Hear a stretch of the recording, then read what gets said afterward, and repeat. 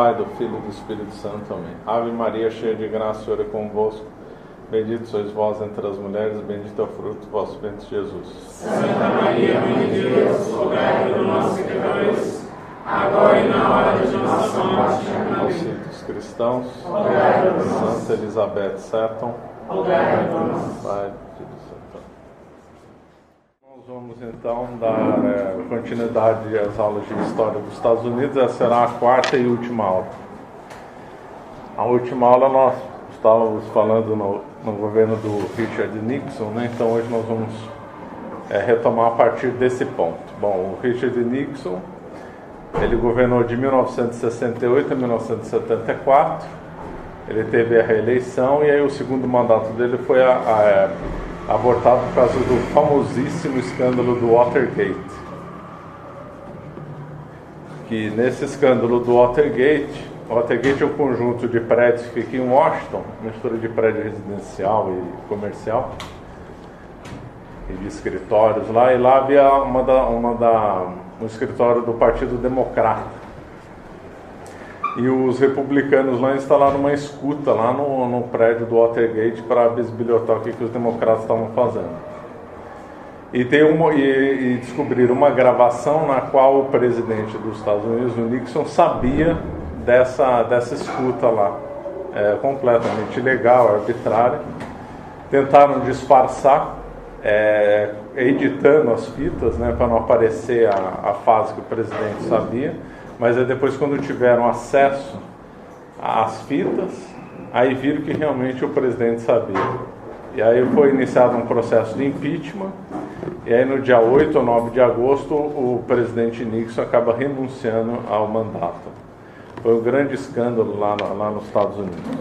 Bom, o governo lá do Nixon foi um governo péssimo, né? Eu já falei algumas coisas no ano passado. Foi durante o governo Nixon que foi aprovado o aborto nos Estados Unidos, no caso da Suprema Corte. O presidente da Suprema Corte tinha sido indicado pelo próprio Nixon, né? Quer dizer, é uma vergonha, né? O Nixon do Partido Republicano supostamente deveriam ser contra o aborto e lutar contra. E de lá para cá, desde a aprovação do aborto até hoje, 2017, 2018, deve ter tido uns 60 milhões de abortos nos Estados Unidos. Já no final da década de 70, já tinha 1 milhão de abortos por ano nos Estados Unidos. De 30% a 40% dos nascimentos em determinada fase, em cada 10 nascidos, 3 eram abortados, 3 a 4 eram abortados. É uma coisa bem criminosa. Durante o governo dele, teve a detente, né, com a União Soviética. Ele tentou, então, aparar umas certas arestas com a União Soviética, teve os encontros dele com o Leonid Brezhnev. E ele até deixou algumas empresas americanas fazer investimento nos Estados Unidos, ou melhor, umas empresas dos Estados Unidos fazendo investimentos na União Soviética, numa das maiores plantas de caminhão do mundo, que envolveu o dinheiro da Fiat e tudo. Sempre, né? Os comunistas, o comunismo não dá dinheiro, sempre tem que ter algum capitalista para ficar financiando o comunismo. E os Estados Unidos é mestre nisso. Depois, no final, nós vamos fazer uma retomada dessas etapas para ficar bem claro.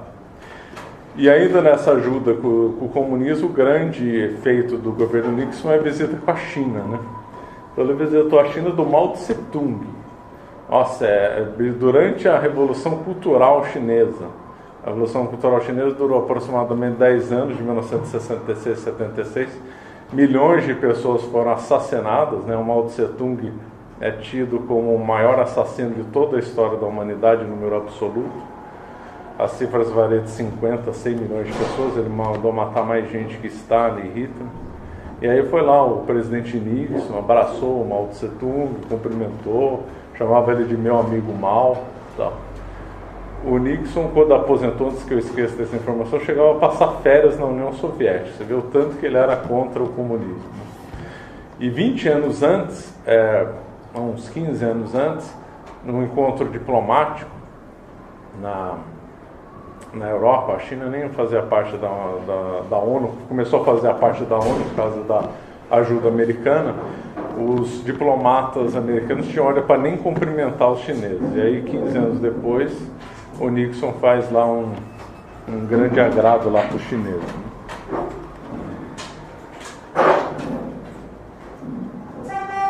Bom, e outra coisa que ele fez que foi péssima foi tirar o lastro do dólar em relação ao tirar o lastro do ouro, né? Toda moeda ao longo da história da humanidade sempre teve lastro no ouro ou na prata ou nos dois, ou era prata ou ouro ou era bimetálico.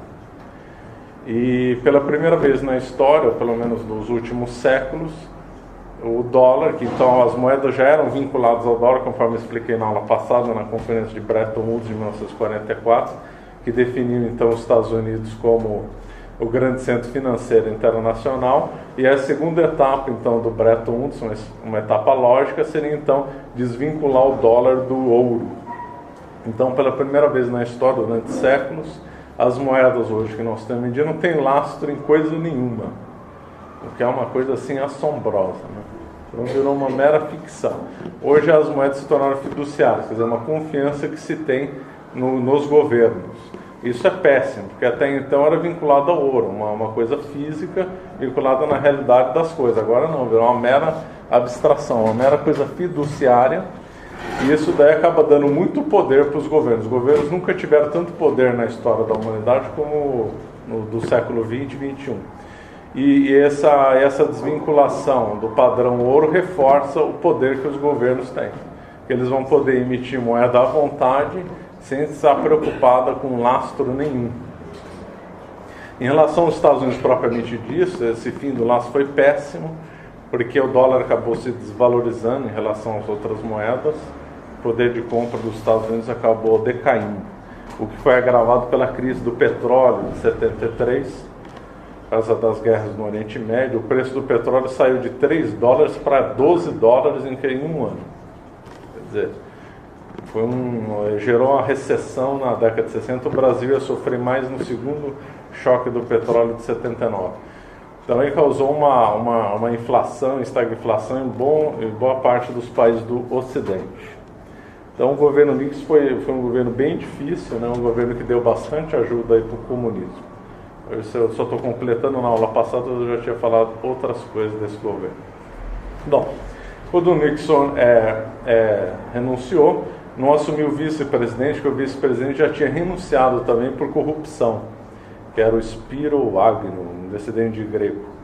Ele já tinha renunciado um ano antes de corrupção. E aí assumiu então o presidente do Congresso, que era o Gerald Ford, um maçom militante. Todos os presidentes eram maçons ou vinculados a outras sociedades secretas, mas o Ford era expressamente maçom, falava da maçonaria abertamente em discursos, né? E aí ele assumiu então no mandato tampão lá, também com os Estados Unidos em crise econômica e tentando, né, superar a crise política. Um dos primeiros atos de governo do Ford foi perdoar o Nixon. Então o Nixon não respondeu por nenhum crime, nem disputa, nem de nada. O Ford fez tudo para perdoar o Nixon. Junto, o Ford manteve alguns assessores do Nixon, entre eles o mais famoso, que dominou boa parte da política externa americana na primeira metade da década de 70, que é o Henry Kissinger, que é um fulano bem inteligente. Aliás, o livro dele de diplomacia é um livro bom, vale a pena ler. E ele permaneceu lá no governo. E aí vem uma coisa muito vergonhosa da política externa americana, que é pouco comentada, que é o apoio ao Suharto e a invasão do Timor-Leste. Poucos dias antes o Timor-Leste era uma colônia portuguesa, que ficava uma das vizinhas ali da Indonésia, né? A Indonésia, na verdade, foi uma ficção criada pelos holandeses, mas aí não dá tempo de entrar em detalhes. E os Estados Unidos, então, dava apoio para o Suharto, que tinha sucedido Sukarno. E o Suharto, um ditador brutal que mandava matar as pessoas, quem era opositor e tudo. O Kissinger e o Ford visitaram lá o Suharto, tiveram um encontro e deram apoio para a invasão do Timor-Leste. Nessa invasão, que durou mais de 20 anos, morreu no mínimo uns 200 mil timorenses. Eles foram lá, usaram armamentos americanos, e os livros publicam que a grande preocupação do Kissinger era a informação do massacre chegar na opinião pública americana. Então não estava preocupado com o massacre, estava preocupado com a informação chegar na opinião pública americana. Como o Timor-Leste era 90% quase 100% de população católica, até hoje é 90% de população católica, então vai matar a católica e não tem importância. Se lá fosse o WASP ou o judeu, aí provavelmente os Estados Unidos não teria dado apoio ao Suharto. Mas como era católico, então deixa matar à vontade. Isso dá pouca gente comenta, né? Mas está lá, está tudo registrado. Também, o Ford tinha fama de ser pouco inteligente. O Lyndon Johnson dizia que não conseguia atravessar a rua e mascar chiclete ao mesmo tempo, né? Estava sendo colocado lá porque ele era um burocrata maçônico, então vai você lá. E ele tentou manter lá o governo dele para encher da crise econômica, né? E ele também visitou a China também, voltou lá para a China, endossou os apoios ao Mao Tse Tung e tudo e tal. Bom, aí ele foi candidato à eleição, perdeu e assumiu o Jimmy Carter, que era então do Partido Democrata. O Jimmy Carter era sulista, da Geórgia. Os antepassados do Jimmy Carter tinham lutado lá na guerra da secessão. O Jimmy Carter era bem simpático aos confederados, embora o pensamento dele não é igual aos confederados. Era uma ligação histórica, sentimental com a família dele. No governo dele foi reabilitado o Jefferson Davis, que tinha sido presidente dos confederados. O Carter esteve no Brasil enquanto era governador da Geórgia e foi na cidade aqui de Americana, no estado de São Paulo, e teve encontro com os descendentes dos confederados que migraram aqui para o Brasil. Aí ele foi eleito, né? O Partido Republicano estava muito desgastado, né? Com as crises, né? Aí ele foi eleito e não fez absolutamente nada. Ele foi um dos presidentes mais fracos da história dos Estados Unidos. Foi um presidente que colocava os projetos no Congresso, não conseguia aprovar quase nada, era um demagogo. Toda hora ficava falando de direitos humanos, ele punha os secretários dele para falar de direitos humanos. Tudo parecia uns comunistas falando de ter uma proteção de rede social, de welfare state e tal. Durante o governo dele teve a Revolução do Irã. Se conta que o apoio dele lá, o não apoio ao Shah Reza Pahlavi, levou então o Khomeini ao poder. O Irã era bastante aliado dos Estados Unidos, né? Então o Carter dizia, não, temos que apoiar o governo do Reza Pahlavi. No fim fizeram uma coisa tão negligente, mas tão negligente, que deu no contrário. E aí teve a Revolução Iraniana, o Shah Reza Pahlavi foi deposto e assumiu o Ayatollah Khomeini na época. E aí instalou lá a ditadura, né, xiita lá no Irã, que está até hoje. E aí com isso causou então um segundo choque do petróleo, de 79. Que também o preço do petróleo saiu então não foi igual ao primeiro, que multiplicou 4 vezes o preço. Multiplicou umas 2,5 vezes o preço. Esse choque sim quebrou a economia do Brasil. Aí o Brasil entrou numa recessão dos anos 80. Toda a década de 70 dos Estados Unidos foi a pior década da história americana, pelo menos nos últimos 100 anos. Foi uma década conhecida como estagflação, o termo que era usado no Brasil, década perdida. Foi o que aconteceu lá. Então a violência aumentou nos Estados Unidos, teve a aprovação do aborto, começou o movimento gay nos Estados Unidos, começou o movimento de ecologia nos Estados Unidos, foi o apogeu do comunismo no mundo. Só para ter uma ideia como a violência aumentou, a criminalidade em Nova York chegou a crescer tanto que a população da cidade de Nova York diminuiu. O pessoal fugindo da violência. A violência em Nova York era maior do que do Rio de Janeiro nos anos 70. E muito maior que São Paulo. Muito maior. Aliás, a história da violência no Brasil é recente. Começou justamente nos anos 70. Bom, por que foi o apogeu do comunismo? Os Estados Unidos estava fraco, todo o Ocidente estava em crise econômica. Aliás, essas crises do petróleo parece coisa encomendada para dar uma vitória para o comunismo, né? O mundo era dividido em duas grandes partes nos anos 70. A esquerda comunista e a direita canhota. Então, era a direita canhota contra a esquerda comunista. Foi o apogeu. Então os governos supostamente de direita era tudo comunista, incluindo o Brasil, né? Nossa ditadura militar de direita era totalmente canhota. Ainda mais naquela década de 70 com o Geisel, do governo na mão do Estado. Depois a gente pode tratar isso em detalhe. Mas então, o imposto de renda na Inglaterra e nos Estados Unidos dos anos 70, na alíquota máxima, chamava de 70% a 80% do imposto de renda. Tem uma ideia. Os movimentos terroristas estavam bastante fortes na Europa, como Baden-Meinhof na Alemanha, Brigadas Vermelhas na Itália. E a União Soviética tinha sido muito beneficiada com os preços do petróleo, porque o preço do petróleo, a União Soviética é grande produtora do petróleo, né? Teve aí misturado isso com a derrota da Guerra do Vietnã, a invasão do Afeganistão em 79 também, que motivou o embargo motivou os Estados Unidos a não ir na Olimpíada de Moscou, em 80. Então a década de 70 foi o grande apogeu do comunismo no mundo.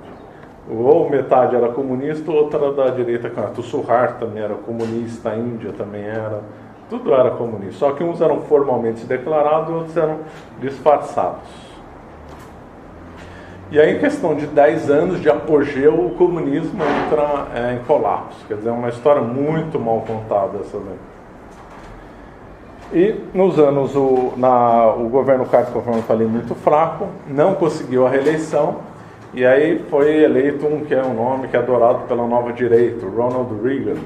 Assumiu o governo em 1981 com a promessa de levantar os Estados Unidos e combater o comunismo. O Ronald Reagan era secado com astrologia, ele e a esposa dele, a Nancy Reagan. Então eles faziam as reuniões e agenda com base nas previsões astrológicas.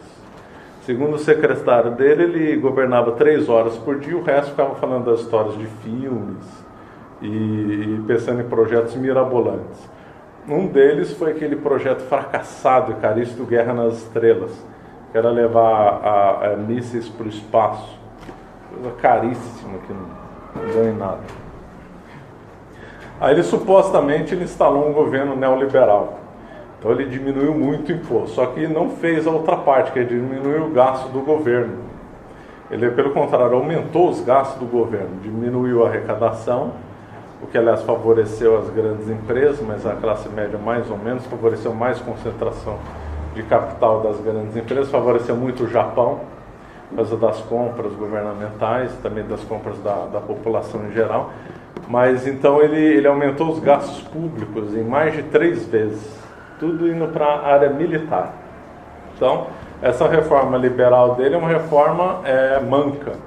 E as reformas liberais têm que ter diminuição do gasto do Estado e diminuição de tributo.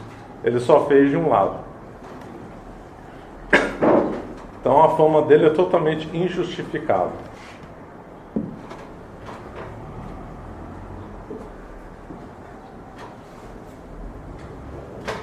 A nova direita acaba criando um mito, né? Como se ele diz uma coisa que ele não foi.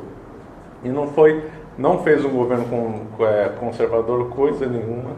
O aborto não foi proibido nos Estados Unidos nos anos 80, a decadência da moral também não foi freada, então de conservador não tinha nada. Foi um presidente demagogo que tinha grande virtude de ser ator de cinema e por isso decorava bem o script, né, os discursos, aí falava bem, com um certo carisma, então ele alcançou uma popularidade muito grande. Foi ator de cinema lá, fez toda a carreira dele na Califórnia. Esse gasto exagerado nos militares foi explicado pela uma certa visão muito ingênua que aumentaria os gastos militares dos Estados Unidos e aí a União Soviética não ia acompanhar e ia quebrar por causa disso. Só que isso daí na realidade está errado. Por quê? Porque os Estados Unidos sempre gastou mais de orçamento militar do que a União Soviética. E a União Soviética não tinha quebrado por causa disso. E depois a União Soviética não terminou por causa de gastos.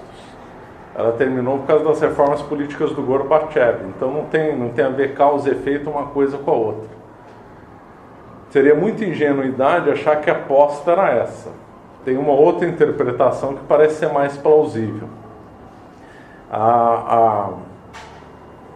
A dissolução do Império Soviético estava programada então. Só que aquilo ali poderia terminar numa outra guerra grande. Daí explicaria a elevação dos gastos militares. Ou seja, o governo Reagan se preparou para uma guerra que não existiu. Então, se a coisa desse errada na dissolução do Império Soviético e da Europa Oriental e causasse algumas guerras mais sérias, os Estados Unidos iriam intervir de novo na Europa. Essa é a única explicação plausível para o aumento de gasto militar. Essa outra, de fazer uma concorrência militar com a União Soviética para quebrá-la, isso aí não tem fundamento nenhum na história. E aí resta completamente inexplicável a queda do Muro de Berlim. O Reagan chegou a ir em Berlim em 1988, no último ano dele, ele falou para o Gorbachev: derruba esse muro, Gorbachev. E aí, um ano depois, o muro caiu. Profecia não era, né? Se não era profecia, ele acertou, era um plano. Né? Ele faz parte, então, da execução de um plano, assim como fez parte a Margaret Thatcher e também a aliança com o Papa João Paulo II. O Ronald Reagan tinha mandado um embaixador especialmente para tratar da questão do fim do comunismo com o Papa João Paulo II. Isso aí está no livro de uma biografia do João Paulo II, escrito quando ele ainda era vivo, cujo nome agora eu me esqueci. Depois eu ponho a referência. Bom, aí depois, na sequência do Ronald Reagan, o Ronald Reagan terminou como um dos governos mais populares que tem, mas também teve um escândalo bem grave, que ele quase começou um processo de impeachment se não fosse abafado no meio escalão, que foi o escândalo Irã-Contras. O Irã já era adversário dos Estados Unidos. E aí a CIA vendeu armas ilegalmente para o Irã e com o dinheiro ia financiar os contras na Nicarágua. A Nicarágua tinha se tornado comunista com o apoio do Fidel Castro em 1979. E os Estados Unidos estavam financiando uma guerrilha contra o governo sandinista da Nicarágua. E aí uma parte desse dinheiro do Irã foi para a Nicarágua. Quando estourou o escândalo nos Estados Unidos, parecia um novo Watergate. Só que aí parou, um militar inteiro assumiu a culpa para não chegar no presidente. Mas duvida-se muito que o presidente não sabia da ligação do Irã contra. Aí um militar chamado Oliver North acabou assumindo toda a responsabilidade e o caso foi abafado.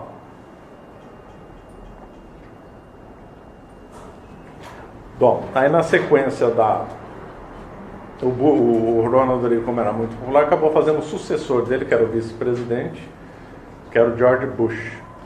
Aí o George Bush assumiu o governo na esteira da popularidade do Ronald Reagan, só que ele assumiu e já os Estados Unidos logo depois já entrou em recessão. Aquela conta lá do déficit público acabou vindo no governo do Bush. Bush pegou recessão, assistiu à queda do Muro de Berlim, e ele não conseguiu a reeleição. Eu vou parar aqui essa parte de análise de corrida da política dos Estados Unidos, porque aqui já temos mais ou menos 30 anos, e aí do ponto de vista histórico não parece ter muito sentido ficar se aproximando muito dos fatos. A história é interessante, porque quanto mais longe o fato, a explicação dos fatos fica mais claro. Por quê? Porque se conhece os efeitos, né, de determinados fatos e também os estudiosos vão publicando livros. Então, por exemplo, hoje nós sabemos mais dos anos 70, entender melhor os anos 60 do que em 1980 e poucos. Por quê? Porque ainda não se conhecia o efeito de toda a atividade dos anos 70 e também os estudiosos não tinham publicado livros. Então, para ter uma boa perspectiva histórica, tem que esperar uns bons anos, algumas boas décadas para as coisas ficarem mais claras. Então, vamos parar com chegar mais ou menos nos 30 anos, que já dá uma boa visão. Então, não vou tratar dos governos mais próximos. Agora nós vamos ver algumas outras questões dos Estados Unidos, que é algumas questões culturais agora, que parece ser bem interessante. Então, depois de 1945, os Estados Unidos então se tornou a grande potência do mundo, não só do ponto de vista econômico, financeiro, militar, mas sim do ponto de vista cultural. Então o eixo cultural saiu de Paris para Nova York. E aí, que tipo de cultura os Estados Unidos exportou para o mundo? Que maravilha de cultura que os Estados Unidos, que os direitistas adoram, que elogiam tanto os Estados Unidos, que maravilha cultural que os Estados Unidos ajudou a influenciar no mundo. Então vamos investigar algumas coisas. Na pintura, então, os Estados Unidos fomentou que tipo de pintura? Pinturas boas, do nível do Frangélico, lá do final da Idade Média, ainda do Renascimento? Não. Mergulharam fundo na arte moderna, cujo grande exemplo é o Pollock, né? Lá de Nova York. Então, a maravilha das pinturas. E junto também esse lixo da pop art, aquele Andy Warhol e o Liechtenstein, que só produziram coisa bem ruim, né? Depois, e na arquitetura? Arquitetura também é idem também, né? O que os Estados Unidos é famoso de arquitetura? Prédio grande e espelhado. Quer dizer, umas coisas gigantescas e monstruosas e horríveis, né? Começou, boa parte da arquitetura nos Estados Unidos modernos começou com Frank Lloyd Wright, que todo livro cita ele, né? Porque além disso ele também era um pensador, né? Ele que fez o desenho do Museu de Guggenheim, na Quinta Avenida em Nova York, um dos prédios mais feios que tem na face da Terra. Tá lá, assinado por ele, tinha nem vergonha de assinar um prédio daquele. Tá lá, depois aí coloca uma foto lá na edição, que é uma coisa impressionante, coisa feia. Aliás, o Guggenheim virou uma franquia e ele se especializou em ter prédios feios, né? Olha, é uma coisa assim impressionante.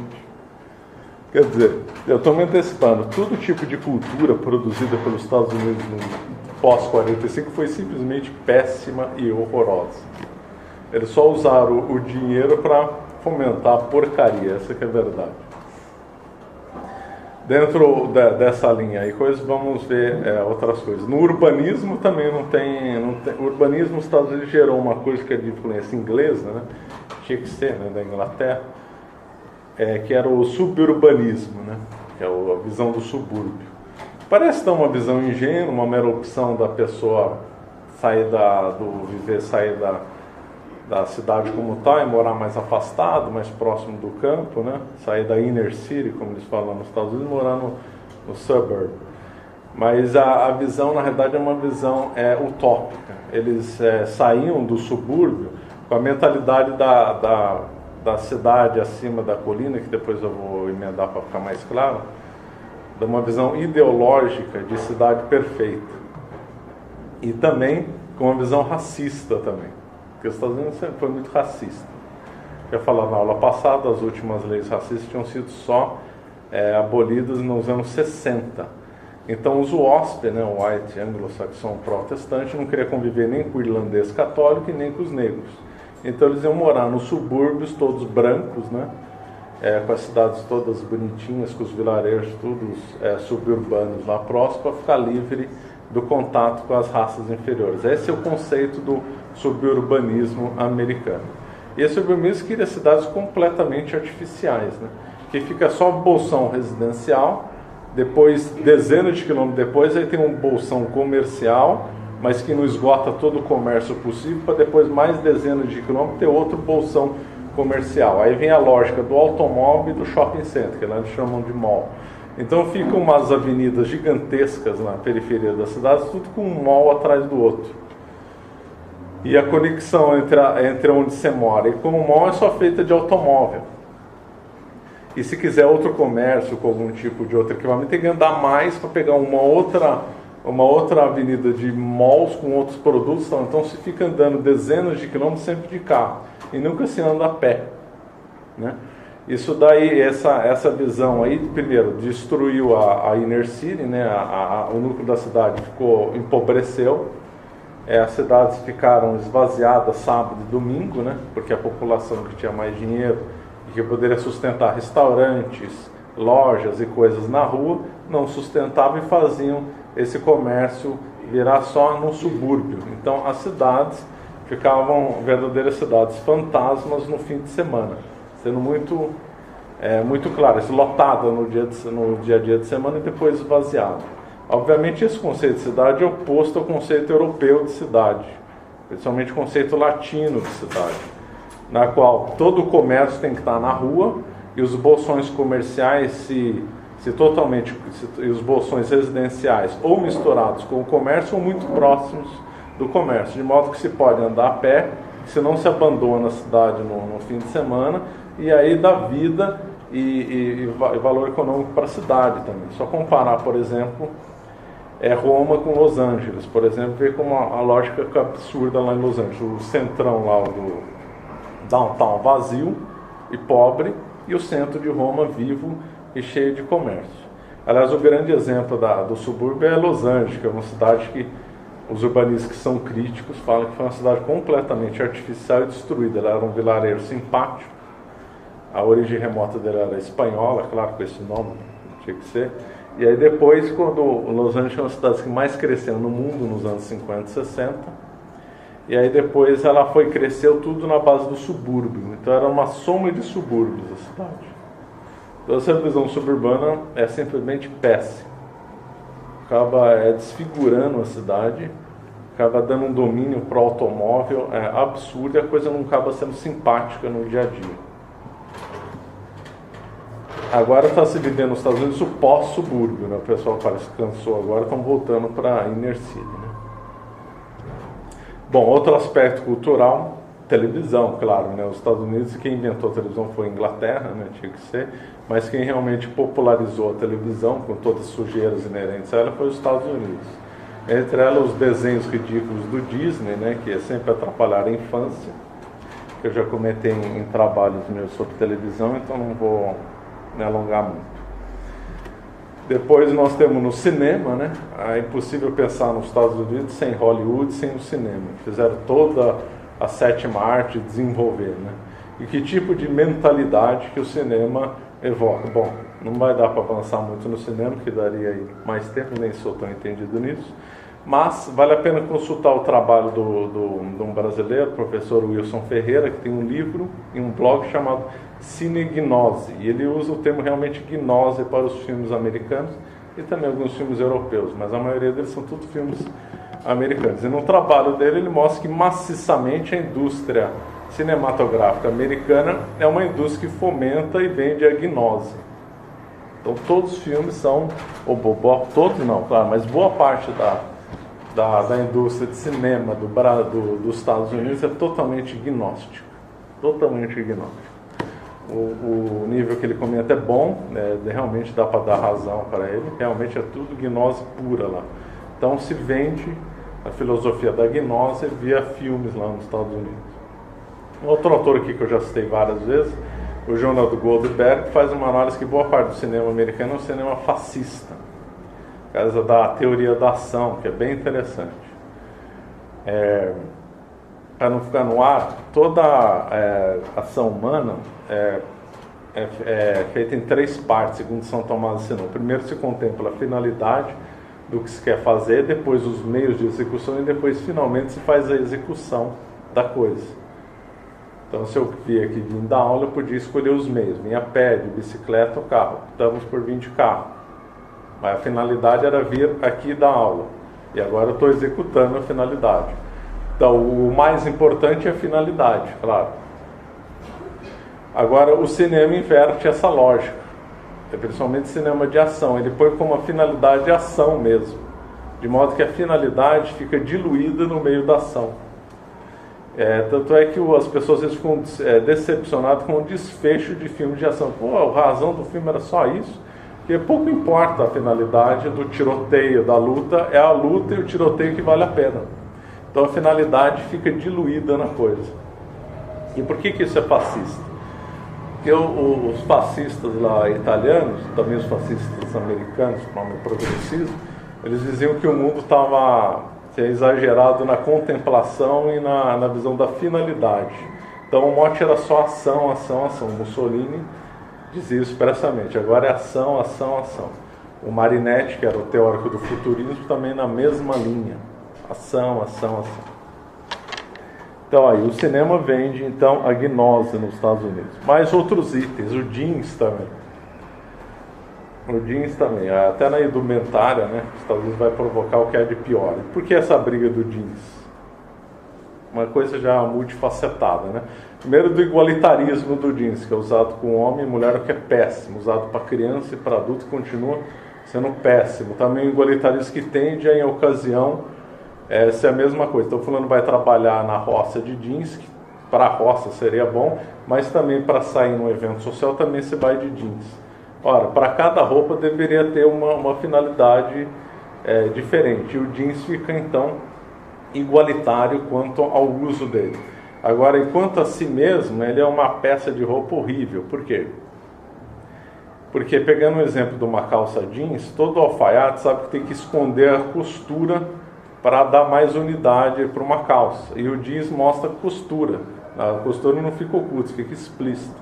Então, na realidade, ele revolucionou, então, a alfaiataria, negativamente, claro. Porque onde a costura tinha que ser escondida para reforçar a unidade, ela fica explícita, dando ausência de unidade. Quer dizer, então o jeans é contra a unidade. Também o jeans faz o desenho do bolso, que todo alfaiate sabe que tem que esconder o bolso na calça.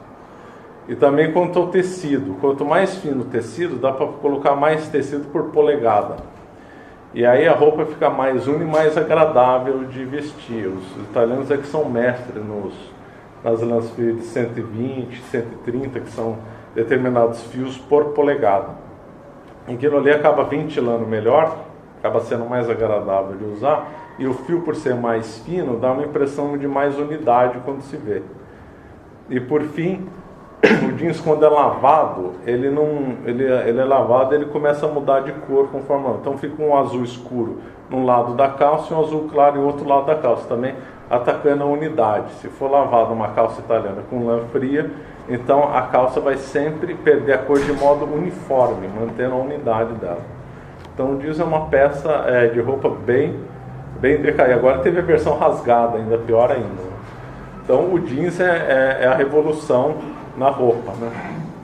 Assim como o rock está para a música clássica, o jeans está para boa roupa. E aí, já emendando, né, outra criação maravilhosa dos Estados Unidos é o rock, né? Beleza, né? Uma coisa completamente absurda e moral, que eu não vou comentar, deixo aí as aulas do Chilitre para quem quiser assistir como referência. Eu só estou comentando que isso é um produto tipicamente americano, é o rock. Outra, não podia deixar de falar o fast food e a Coca-Cola também, né? Que é a revolução da gastronomia, é uma coisa ruim, né? Então, a Coca-Cola é uma bebida péssima, não vai dar para demonstrar muito, isso é melhor em aula prática, né? Mas é uma bebida extremamente também igualitária, comunista, horrível, que inverte os princípios da boa bebida. E o fast food, cujo maior subproduto é aquela coisa que se chama de comida lá no McDonald's, coisa com isopor que se põe ketchup em cima para esconder um gosto ruim, e aí fica com o gosto só de ketchup na boca, que é uma invenção piorada da comida inglesa e alemã protestante, né? Os ingleses que inventaram o sanduíche e o hambúrguer propriamente veio do norte da Alemanha. E aí os americanos tiveram a genial ideia de juntar aquilo e produzir a comida mais absurda e ruim da face da terra, que é o hambúrguer industrializado, monótono, igualitário e horrível. Uma espécie de cubismo na comida é o Big Mac. Também não vai dar para avançar muito nisso, que requeria mais elementos, mas aí fica registrado então a exportação horrorosa dos Estados Unidos na cultura, desde o rock até o fast food, passando por jeans, TV, cinema, etc. Acho que não tem nada bom que vem de lá, também cultural. Se alguém souber, levanta a mão. Ninguém levantou, então não tem nada bom. Se não bastasse nos anos 60, os Estados Unidos se tornou o maior produtor de pornografia do mundo, né? Por filme, revista, seriado, um monte de coisa horrível, né? Lembrando que 40 anos antes, na década de 20, era proibido o material pornográfico nos Estados Unidos. A pessoa podia ser presa com isso. E aí, 40 anos depois, vira o maior centro difusor de pornografia do mundo. Então, uma beleza. Então, do ponto de vista cultural, então, pós-45, os Estados Unidos é essa maravilha que tem. Agora, já resumindo a aula para dar um arremate, vou comentar então em duas fases aqui. A primeira é reunir as ajudas que os Estados Unidos deu para o comunismo. Então vamos ver. Eu já comentei todos nessa aula, só para resumir e ficar claro. Aliás, não deixa de ser simbólico que o Karl Marx escrevia para um jornal americano, né, o New York Tribune. New York Tribune chegou a ser o jornal mais lido dos Estados Unidos. E o principal articulista dele era o Karl Marx. E ele não era lido, quem gostava do Karl Marx não era nem os democratas, eram os Whigs. Depois se tornaram os republicanos, quer dizer, a direita americana que gostava do Marx. O Lincoln era o Whig e depois se tornou republicano também, mas eu não sei se o Lincoln lia o Marx. O Marx apoiou a invasão dos Estados Unidos no México, apoiou os Estados Unidos, falava que os mexicanos eram inferiores, e os Estados Unidos adoraram essa análise do Marx. Né? Fica aí um registro simbólico do Marx e os Whigs lá no século XIX. Bom, o início da ajuda dos Estados Unidos ao comunismo já foi logo no começo. Foi quando surgiu, quando o czar foi deposto, o Woodrow Wilson emprestou $300 milhões para o Kerensky. Depois aí teve a consolidação, teve a Segunda Revolução, né, de Outubro, com Lenin, teve a Guerra Civil. Logo depois da Guerra Civil, em 1922, o Hoover fez um mega empréstimo também para a União Soviética. Lembrando que nessa época a União Soviética nem era reconhecida formalmente pelos Estados Unidos. Né? Depois, quando o Stalin ascendeu ao poder, os Estados Unidos fez grandes investimentos industriais lá. Ford, um fulano chamado Hammer, um mega milionário americano, chegou a morar lá na União Soviética para ajudar no desenvolvimento industrial. 2/3 do parque industrial americano, do parque industrial da União Soviética, tinha algum dedo americano lá. Depois, durante a Segunda Guerra Mundial, tivemos o Lend-Lease. Foi o maior dinheiro emprestado de uma nação para outra, $12 bilhões na época, hoje seria equivalente a 140 bilhões de dólares. Então, a União Soviética não pagou um centavo depois. Depois, no pós-guerra, os Estados Unidos deu de bandeja junto com os ingleses, de bandeja a Europa Oriental inteira para o Stalin.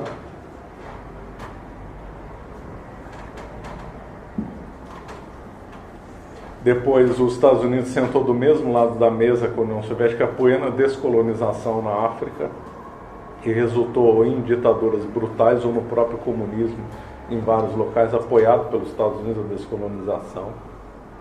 Os Estados Unidos chegou a dar apoio a movimentos comunistas na África, como aconteceu em Angola. Depois, em Cuba, foram tão negligentes com Cuba, né, que entregaram Cuba para o comunismo.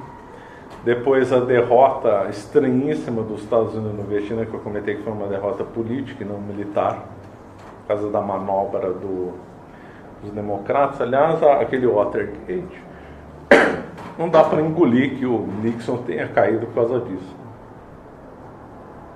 Alguma razão tem por trás desse Watergate que eu não faço a menor ideia do que seja. Pode até ser a questão do Vietnã. Querendo dar a vitória para o comunismo, tira o Nixon, depois teve a eleição e os democratas conseguiram a maioria no Congresso e aí derrubaram as coisas do Acordo de Paris. E aí os Estados Unidos não pôde enviar armamento para o Sul e aí o Norte ganhou. Isso eu expliquei na aula passada. E também, um detalhe aí que a nova direita vai odiar ouvir isso, mas também o apoio à criação de Israel, porque Israel é um estado socialista. Né? O Davi Ben-Gurion, adorado lá pelos americanos, os judeus era socialista, militante do Partido Comunista, e fundou Israel como uma nação socialista. E a primeira país a reconhecer Israel foi os Estados Unidos. E também o grande apoio que os Estados Unidos deu para a China, né? A China comunista. Então, os Estados Unidos nunca enfrentou o comunismo, ele financiou o comunismo. E depois, quando o comunismo entrou em decadência e terminou, hoje os Estados Unidos financiam o comunismo cultural ou o marxismo cultural, se preferirem, a gnose cultural que nós estamos vivendo. Então, de conservador ou apoiador de contra o comunismo, isso aí é só lenda. Está na cabeça dos ingênuos. Agora vamos fazer uma rápida também, pontuar alguns pontos dos Estados Unidos de história, que agora já dá para fazer uma perspectiva histórica, relacionando a história americana com as 3 revoluções, né? A protestante, a francesa e a revolução socialista no começo do século XX. Nos Estados Unidos, essas 3 etapas são bem bem demarcadas, né? Então, os Estados Unidos já nasceu com uma colônia protestante, então nisso se relaciona com o protestantismo, né? Que aliás é uma beleza, né? O pessoal elogia a colonização americana, a colonização inglesa lá, e eu já comentei que não tem nada de lindo. Se resumiu em matança de índio, racismo contra os negros, abuso contra outros povos, etc. Né? O que venceu, a mentalidade que venceu nos Estados Unidos, é unânime nos historiadores que comentam sobre o tema, foi o puritanismo americano. A visão puritana da Nova Inglaterra que triunfou. Aquela visão puritana, né? Bem de influência judaica, né? De um historiador, que é o Werner Sombart, vale muito a pena ler o livro dele, define lá o puritano como o judeu que come carne de porco. Ele é muito parecido. Isso daí nós vamos investigar mais em aulas futuras, senão nós vamos perder muito tempo. Mas essa visão puritana dependia de como eles eram o novo povo eleito. Então os Estados Unidos seria a grande nação do mundo, uma nação excepcional e a número 1 do mundo, já tinha com essa visão lá naquela época. Aquilo ali seria uma terra prometida, os índios tinham que ser extirpados daquele território, porque os Estados Unidos seria o grande farol da humanidade. Isso é consubstanciado, virou como uma metáfora usada por todo mundo nos Estados Unidos, que é a cidade acima da colina, que é um trecho lá da Bíblia, mas foi interpretado como essa cidade acima da colina ser os Estados Unidos. Então essa cidade acima da colina, que é os Estados Unidos, seria de modelo para todos os países do mundo, e eles iriam liderar esse processo de autorredenção do homem. Todo mundo, a cidade acima da colina é uma obsessão americana. Todo político tem que, você não falar isso, você não ganha nenhuma eleição. Não ganha nem eleição para síndico, você não repetir isso. Então, tudo quanto é presidente fala isso, o Ronald Reagan falou, o Trump falou, o Obama falou, todo mundo é uma unanimidade, a cidade acima da colina. Isso cara. Então, já desde aquela época, eles já tinham essa visão utópica, materialista para os Estados Unidos. Depois, na época da independência, essa visão também materialista e a visão dos Estados Unidos como cidade na montanha foi endossada pela visão iluminista dos Founding Fathers, dos pais fundadores da nação americana. Benjamin Franklin, Thomas Paine, George Washington, John Adams, etc. Todos eles, muitos deles tinham ódio da Bíblia. O Thomas Jefferson tinha ódio da Igreja Católica. Então, como é que um católico pode elogiar a Revolução Americana, leia-se a independência americana, com pessoas que tinham ódio da Bíblia, ódio da Igreja Católica, né? E o Benjamin Franklin ligado com seita satânica, até, como no Hell Club de Londres. Então, um absurdo. Mas então houve uma adaptação, uma harmonização dos ideais protestantes, ideais puritanos, com o iluminismo. Então foi uma harmonização que se fez com isso, e endossando os Estados Unidos na visão utópica. É um país excepcional, na qual Deus escolheu aquele povo, e aquele povo tinha alguma coisa especial que nenhum outro tinha. Quer dizer, um novo judaísmo aí, claro. Porque essa visão de...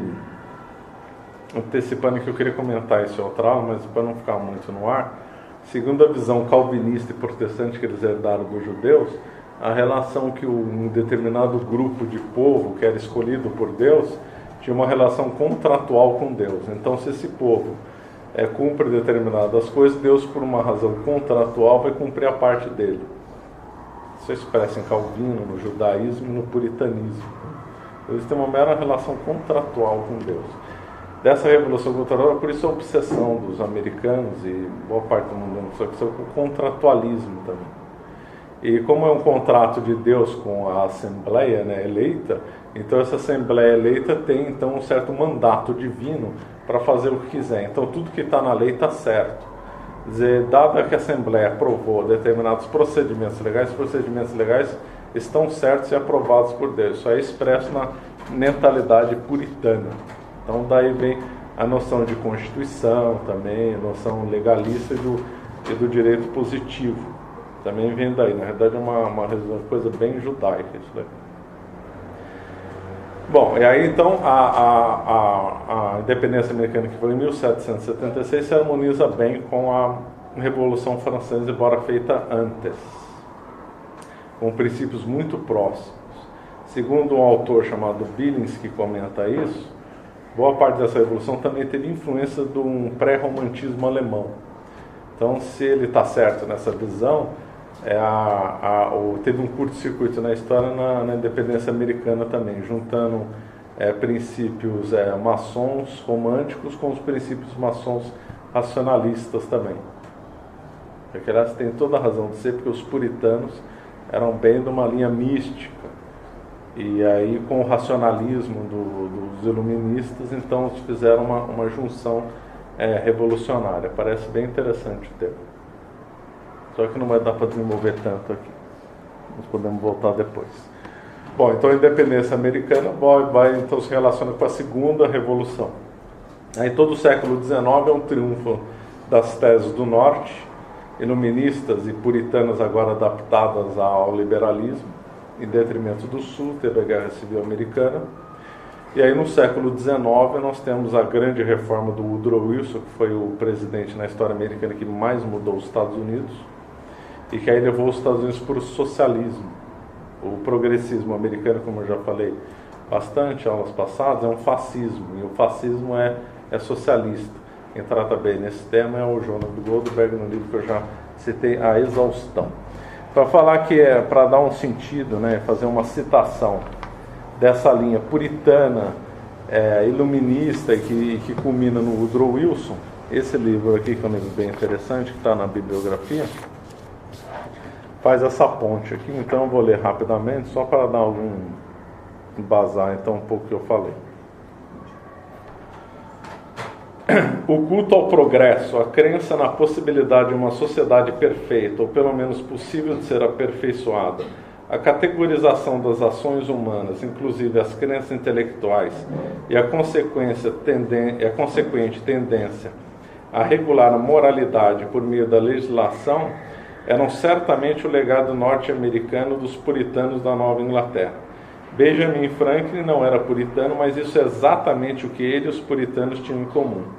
Como D.H. Lawrence escreveu incisivamente no início da década de 20, o Lawrence era escritor europeu, um dos mais populares na época dele.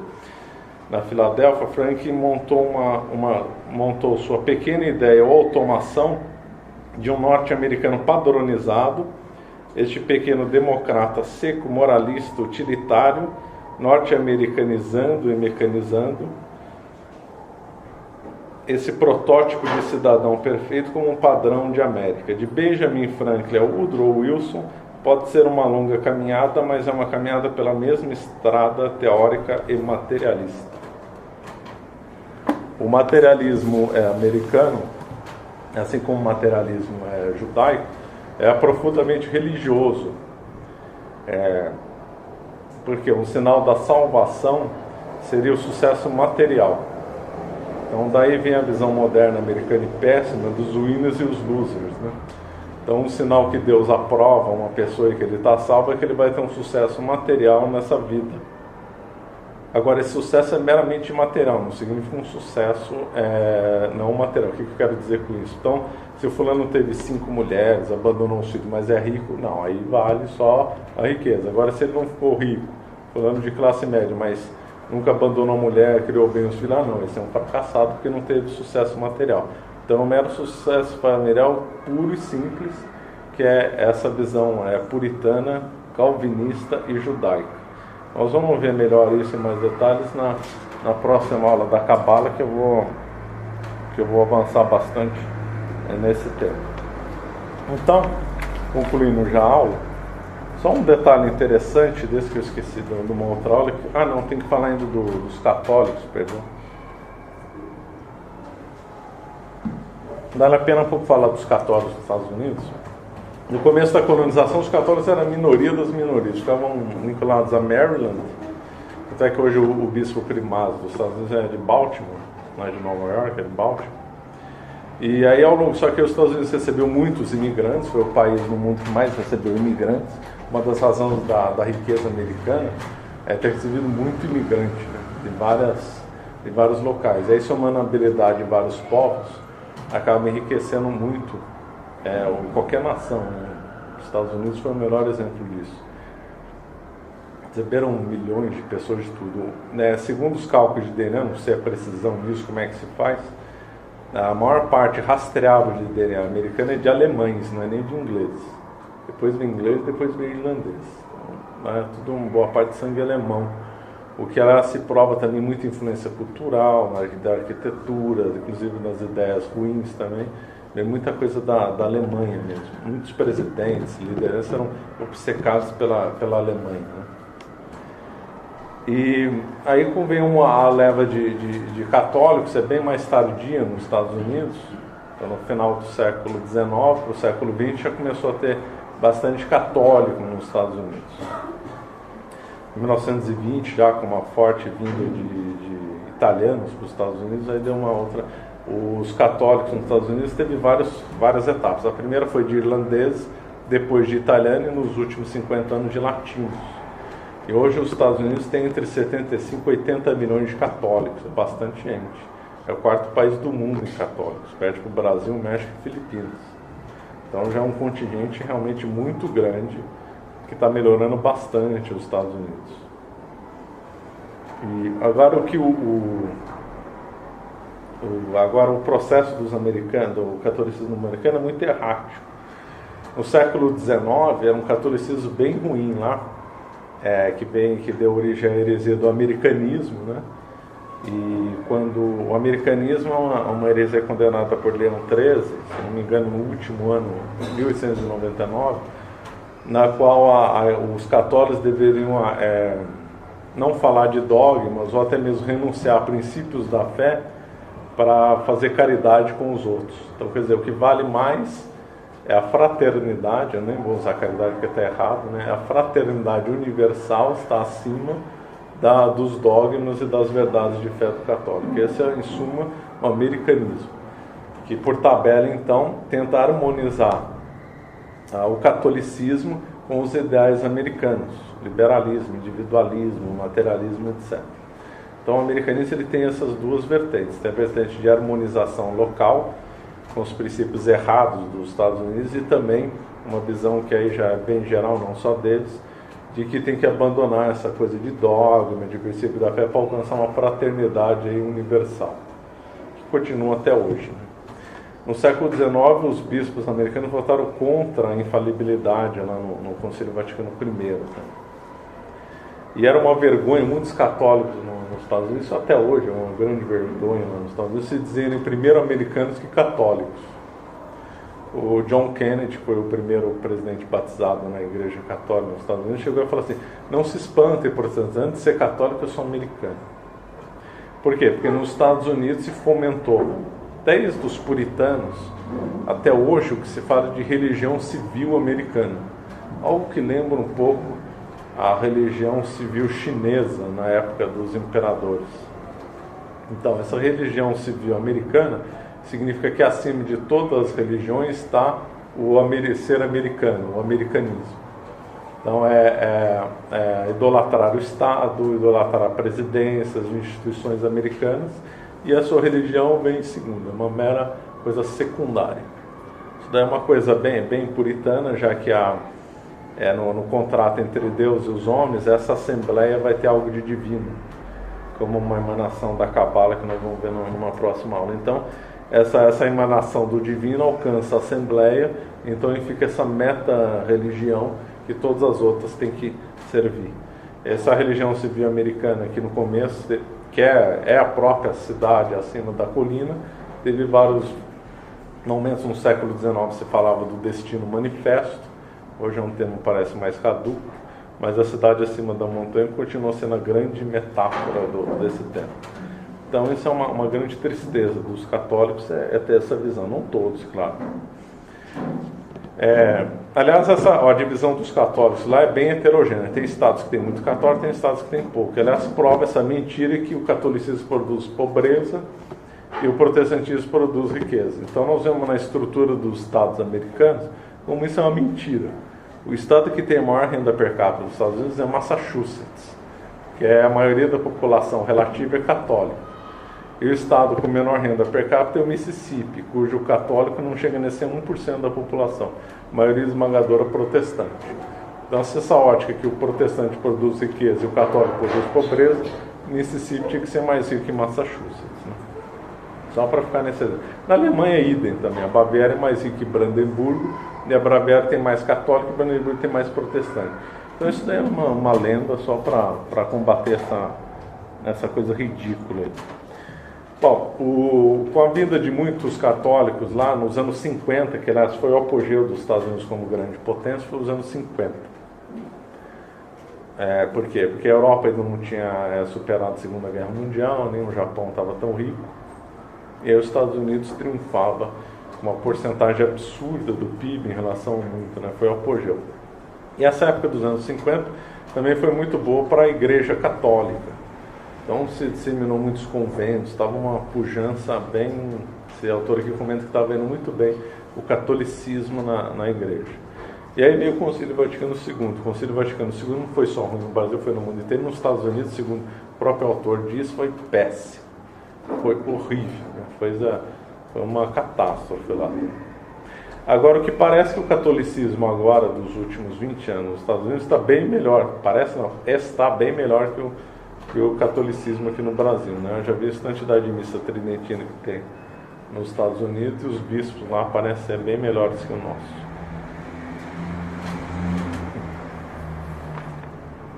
Então, falando esse dado dos católicos, só esqueci um dado curioso, que a bandeira dos Estados Unidos, que é uma coisa que eu nunca vi ninguém explicar bem, é uma bandeira copiada da Companhia das Índias Orientais Britânica, que é uma coisa totalmente misteriosa. Se faz um país independente da Inglaterra e vai escolher uma bandeira igual da principal companhia comercial inglesa, estranhíssimo, é uma coisa que ninguém consegue explicar por quê. Depois na edição a gente coloca a foto das duas bandeiras. Bom, acho que já foi falado tudo. Dúvidas?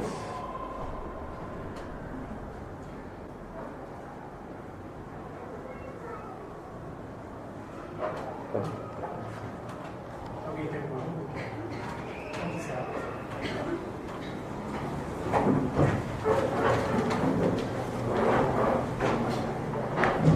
Ave Maria, cheia de graça, o Senhor é convosco, bendito sois vós entre as mulheres, bendito é o fruto do vosso ventre, Jesus. Santa Maria, Mãe de Deus, rogai por nós, pecadores, agora e na hora de nossa morte. Amém. Auxílio dos cristãos, rogai por nós. Santa Elizabeth Settle, Rogai por nós. Pai do Filho Santo.